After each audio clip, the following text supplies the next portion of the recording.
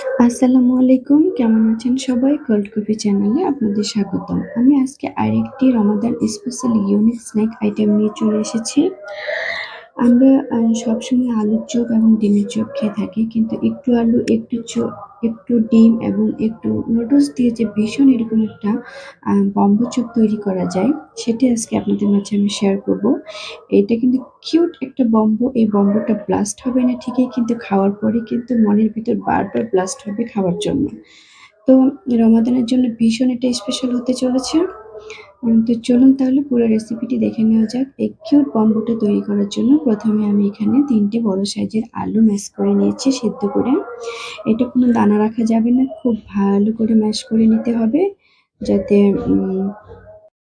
কোনো দানা না থাকে। তো তারপরে প্রথমে আমি এখানে নিয়ে নিব স্বাদ মতো লবণ, তারপরে নিয়ে নিব কালো গোলমরিচের গুঁড়ো। এটা কিন্তু অবশ্যই নেওয়ার চেষ্টা করবেন।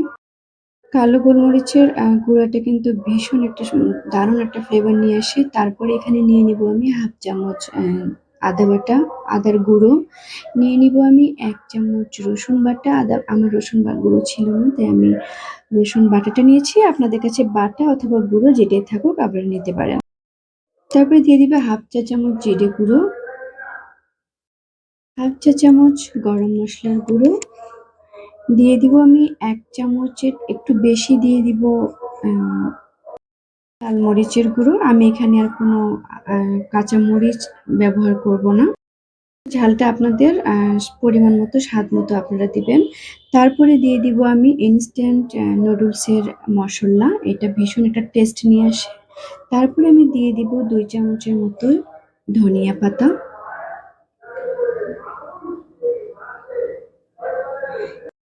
আর মোস্ট ইম্পোর্টেন্ট হচ্ছে আমি এখানে দিয়ে দিব 1 কাপ পেঁয়াজের বেরেস্তা। আমি কোনো কাঁচা পেঁয়াজ এটা ব্যবহার করব না।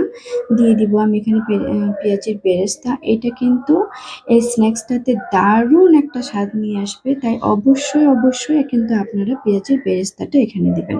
তারপরে পেঁয়াজের বেরেস্তাটা আমি হাত দিয়ে একটু ভেঙে নিয়ে খুব সুন্দর করে পুরোটাই এখন আমি মেখে নিব। ঠিক যেরকম আলুর চপের জন্য আমরা আলুটাকে তৈরি করি, ঠিক সেভাবে আমি তৈরি করে নিব। তারপরে আমি এখানে দিয়ে দিব 1 কাপের মতো বেসন। আপনারা কিন্তু এখানে বেসন, কর্নফ্লাওয়ার অথবা ব্রেড ক্রাম্ব যেটা ইচ্ছা দিতে পারেন। আপনাদের হাতের কাছে যেটাই থাকবে। তো আমি এখানে বেসনটা নিয়েছি। তো আপনাদের হাতের কাছে যেটা থাকবে আপনারা সেটাই দিতে পারেন। দিয়ে আমি খুব ভালো করে এটা এখন মথে মেখে নিব। এটা আমার অলরেডি কমপ্লিট হয়ে গেছে। আমার তৈরি করা কমপ্লিট। এখন আমার যেটা লাগবে, আমি নিয়েছি ২ টা ডিম। আমি যে পরিমাণ আলুটা মেখেছি এটাতে আমার ৮ থেকে ১০ টা আমার খুব সুন্দর বম্বো চপ হয়ে যাবে। তো আমি ২ টা ডিম নিয়েছি। ডিম ২ টা আমি এখন ৪ পিস করে কেটে নিব একেকটা ডিম। তো দেখুন আমি একটা ছুরির সাহায্যে খুব সুন্দর করে একেকটা ডিম ৪ পিস করে কেটে নিচ্ছি। আপনারা কিন্তু চাইলে ডিমটা ছাড়াও এই চপটাকে তৈরি করতে পারেন। কিন্তু ডিমটা দিলে আমার এটা খেতে একটু বেশি ভীষণ ভালো লাগে। প্রত্যেকটা কামড়ের সাথে যখন নুডলসের আম ক্রিসপি আলু এবং ডিম একসাথে কামড়ে পড়ে তখন কিন্তু খেতে জিনিসটা ভীষণ ভালো লাগে। তো প্রথমে আমি আলুটা হাতে নিয়ে এরকম একটা শেপ দিয়ে নিব। নিয়ে মধ্যখানে আমি এখন দিয়ে দিব ডিমটা দেওয়ার পরে ভালো করে আমি একটা এরকম লম্বাটে একটা শেপ দিয়ে নিব খুব সুন্দর করে ঘুরিয়ে। দেখতে পাচ্ছেন আপনারা? একটু খেয়াল করলে বুঝতে পারবেন। এটা কিন্তু বাসায় অবশ্যই ট্রাই করবেন। খেতে কিন্তু সত্যি বলছি ভীষণ ভালো লাগে এটা খেতে। তো এটা আমি এখন রেখে দিব। রেখে দেওয়ার পরে এখন যেটা আমি করব, এটা মোস্ট ইম্পোর্টেন্ট। এই যে দেখতে পাচ্ছেন নুডলসগুলা, আমি এখানে স্টিক নুডলস নিয়ে আমি নুডলসটা সিদ্ধ করে নিয়েছি। দিয়ে এটাকে আমি এখন বম্বো আকারে খুব ভালোভাবে এটাতে পেঁচিয়ে নিব। এইটাই হচ্ছে এই স্ন্যাক্সের মেইন পার্ট। এই নুডলসটা দেওয়ার জন্য ভীষণ খেতে ভালো লাগে এটা। তো আমি সাবধানে খুব ভালো করে এভাবে পেঁচিয়ে নিব। পুরো আলুর চপটাতে আমি ভালো করে পেঁচিয়ে নিব, কোথাও কোনো অংশ ফাঁকা রাখবো না। তো দেখুন আমি খুব সুন্দর করে এটাকে সাজিয়ে নিয়েছি।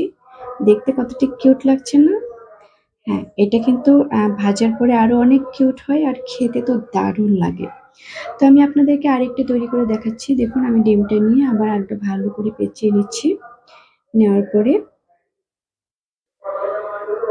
আমি আবার এই যে নুডলসটা ভালো করে পুরোটাই পেঁচিয়ে নিব। এটা কিন্তু খুব তাড়াতাড়ি এবং খুব সহজে এটা তৈরি করে নেওয়া যায়। আপনারা কিন্তু এটা অবশ্যই মিস করবেন না। রমজান মাসে এটা অবশ্যই আপনাদের আম আইটেমে এটা রাখবেন এবং দেখবেন সবাই কিন্তু আপনার অনেক বেশি প্রশংসা করবে এবং খেতে সবারই অনেক ভালো লাগবে। তো আমার দেখুন খুব ভালো করে আমি পেঁচিয়ে এটাকে ভালো করে চেপে বসায় নিচ্ছি। আমি ঠিক এইভাবে সবগুলাই এক করে তৈরি করে নিব।